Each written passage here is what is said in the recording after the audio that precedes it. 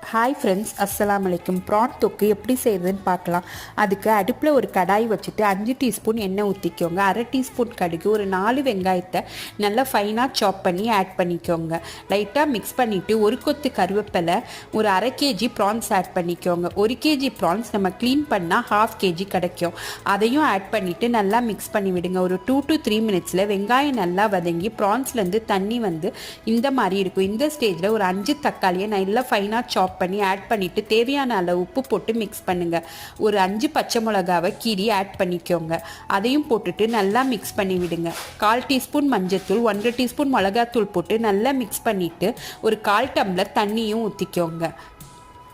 ஒரு தடவை நல்லா மிக்ஸ் பண்ணிவிட்டு ஒரு மூடி போட்டு மூடிடுங்க.